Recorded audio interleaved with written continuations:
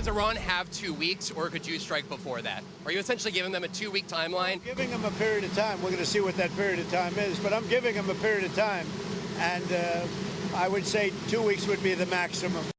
That was President Trump yesterday defending his 2-week timetable for Iran before deciding whether the U.S. is going to take action.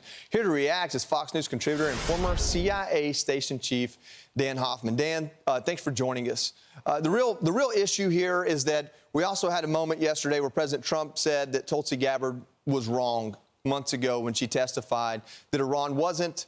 I believe it wasn't building a nuclear weapon. And I think the semantics here is the difference between capabilities and intent. And this idea that our intelligence community, I think a lot of Americans believe, is some monolithic pipeline of information as opposed to an amalgam of different reporting. I'd love for you to explain that to us. Yeah, well, DNI Tulsi Gabbard was testifying with analytical conclusions based on the intelligence that she and the president and our other national security officials were reading. What's key to emphasize here is that they weren't disagreeing about the facts, which are clear. Iran has 400 kilograms of uranium enriched to 60% level. It's a short technical hop to get to 90% weapons-grade uranium. A sizable ballistic missile program. As we all have talked about the past few weeks especially, all of those facilities spread throughout Iran, including the one buried deep down inside Fordo. So none of that, as DNI Gabbard testified back then to the Senate Intelligence Committee, is consistent with a country that's not pursuing a nuclear weapon. And so I think it's important that the president and his intelligence community agree on the facts. They may disagree on what the right policy is, but the intel community doesn't do policy. That's over to the president.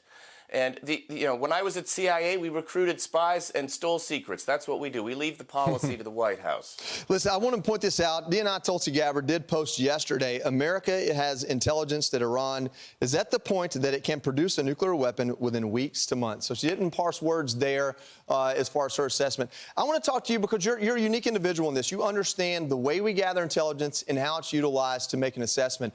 We have to believe that Israel's intelligence gathering is pretty good. I mean, considering the fact that they were able to, I believe, create drone manufacturing in Iran. I mean, their ability to infiltrate Iran has been really, I guess, world class. I don't know if anyone else in the world has had that type of intelligence. But when we talk about this Fordo facility, we're talking about having a precision-guided bomb drop into a specific place to go in upwards of 300 feet to take out enriched uranium and enrichment process materials. What type of intelligence do we actually have? Do we have a schematic of that place? Can we really pinpoint down to where it is? Or is it a little bit of a gamble as far as where, like, are we dropping the bomb in the right place? Right, so there's two kinds of intelligence here, and you and I know this from our service in war zones. One is strategic intelligence. What are the plans and intentions of Iran's leadership? Second is the tactical intelligence, and we've seen that from Israel with the pager operation against Hezbollah. And for our military intelligence, what does Fordo look like? And is it vulnerable to our bunker-busting bombs? I would emphasize, look, there's no such thing as certainty. All of the intelligence we have will give us some degree of confidence that we might have that if we were to drop these bunker-busting bombs from B-2s, that maybe 2 or 3 or 4 of them, we might destroy Fordo. But there's no certainty there. I always say the only thing I'm certain about is I love my wife and kids. Beyond that, it's just some measure of confidence. But that's what the president will be looking at, because the president is going to have to make a decision with imperfect information.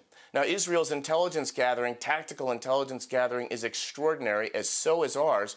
We'll give the president the clearest picture he could possibly have, but at the end of the day, he's going to have to make a policy decision with imperfect information, and that's why he's the president of the United States. The commander-in-chief has the responsibility to do that.